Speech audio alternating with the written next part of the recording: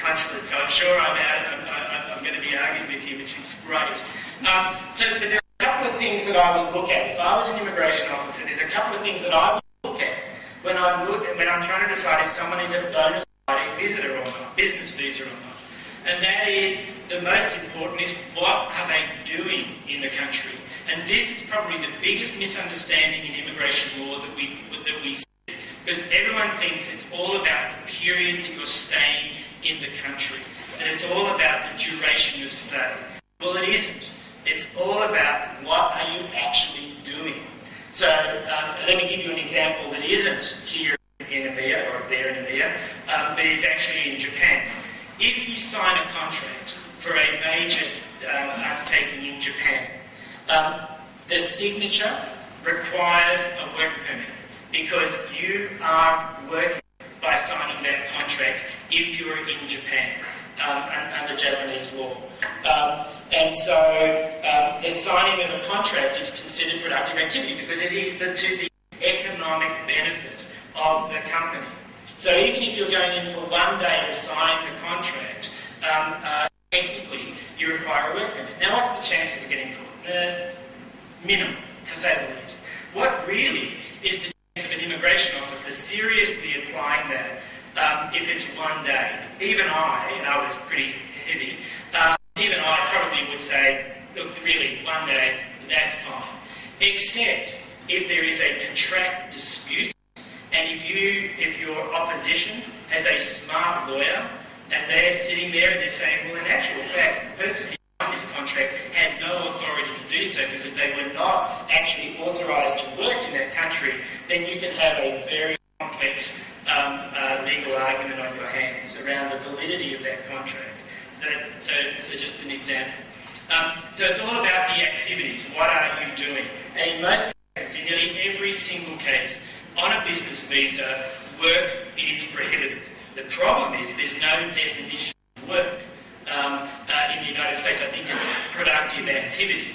In Australia, it's activities that would ordinarily attract remuneration. But it's very short. So it's very restrictive. So you go through activities to be undertaken, duration of stay, we've talked about it. 3 months, that's not a business meeting. How can you argue that you're in a country for 3 months on a business visa to attend meetings? Travel history. How frequently if you come back? If you're coming back for 4 weeks, but you've only been away for the weekend and you're back on Monday, and then another 3 weeks, and then you're back on Monday, you've got a problem. Nationality of the traveller. I'll be undiplomatic here and say there are certain nationalities that do attract greater scrutiny because of a history of non-compliance. That includes India. Location. If they're on the local payroll, they're almost certainly non-compliant. That's a no-brainer. You shouldn't be doing that. And the reputation of the sponsoring company. The reputation is everything. So you can get yourself in a lot of trouble. I've talked over time already. I'm getting a wrap-up from down there so that I can leave questions and answers for the panel. So thanks very much. If you're coming in for 2 or 3 weeks, a business visa is not appropriate.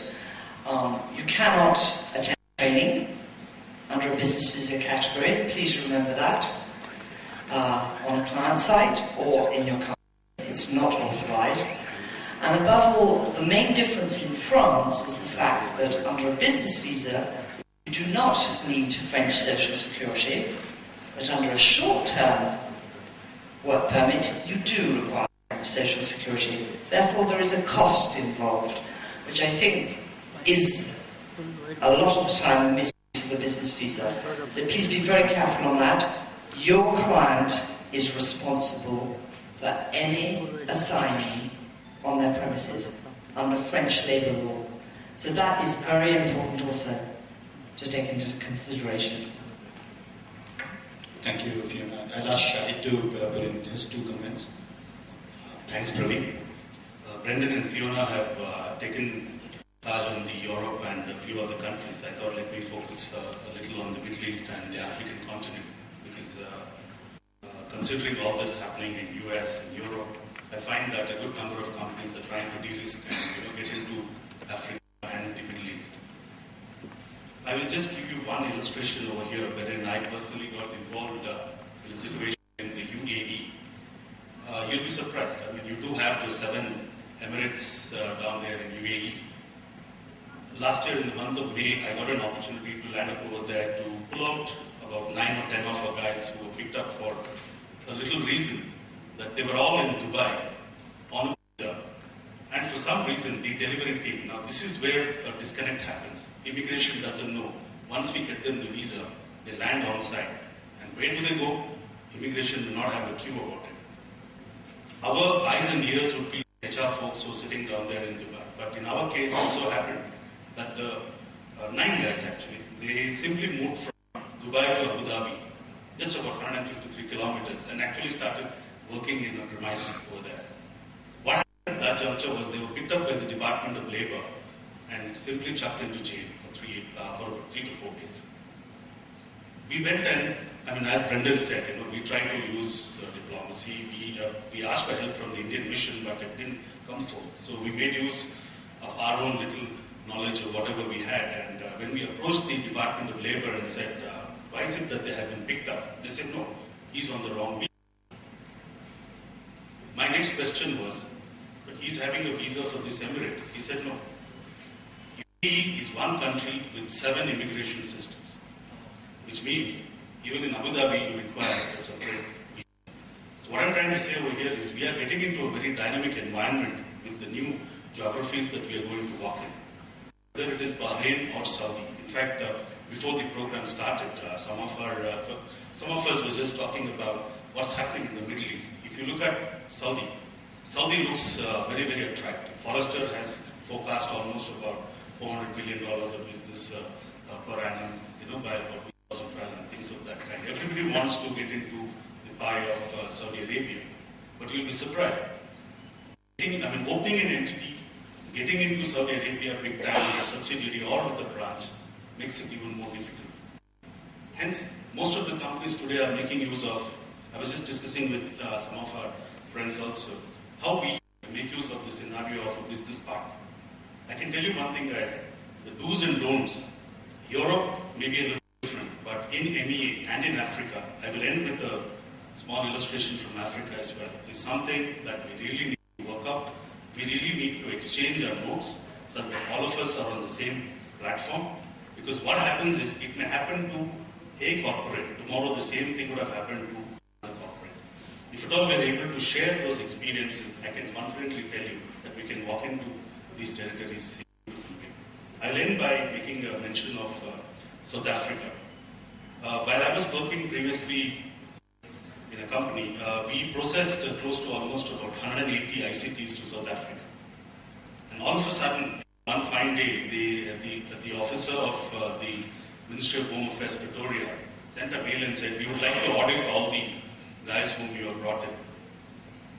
And we said, okay, fair enough. And believe me, apart from sending these guys on ICT proper visas, we also had sent quite a few people on business visas. They not only audited that, the ICT, they also audited the business visa part as such.